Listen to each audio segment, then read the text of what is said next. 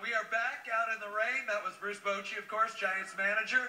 And we're with Brandon Crawford. Brandon, early in the game when it was still very close, you made an outstanding and obviously very key play in this game, the opposing pitcher up there.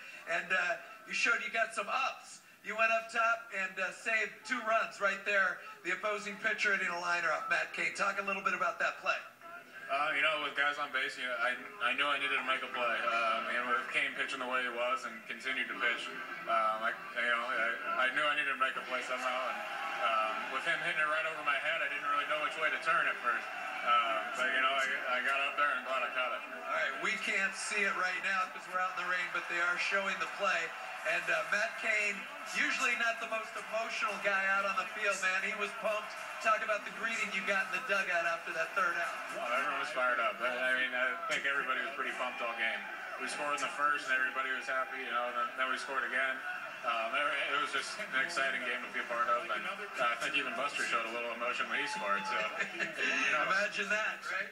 And then offensively, obviously, your first NLCS. And you look comfortable up there. You've been up there in some key spots, some chance to get RBIs, and you've come through. Yeah, it felt good. It felt good for a while now, and just getting the bat on the ball and trying to hit it hard. And it feels even better when it's a big situation. All right. Hey, congratulations. You're a young player, but you've already achieved something not many get to. You're going to the series. Right, Thanks a lot.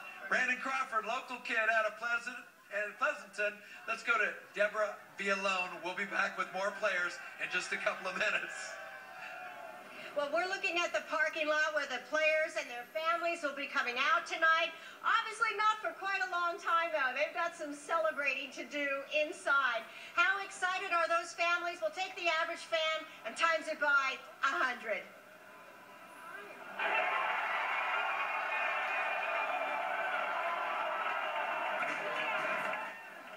You're looking at section 219. This is where the relatives of the players, friends and relatives, sit. And it's a special atmosphere because they're not just looking at prime athletes, of course. They're watching their brothers, their husbands, their sons out there giving it all on the field. And there's so much camaraderie between these families because they go through the ups and downs of the whole season. Now, shortstop Brandon Crawford, who we just heard from, grew up in the Bay Area. His mom and his pregnant wife were on pins and needles tonight, thinking about him going to the World Series at age 25. It's fun. He's like, I'm loving it. I'm having a great time. He's like, we all feel so confident, and they have a really, really great team chemistry, so I think that's why they're so, like, we got this. People tease me, don't go into labor yet. I'm like, I'm hanging in there. She kicks during the game the whole time because it gets so loud, and I'm jumping up and down. We're all out of our seats standing all 9 innings, so. And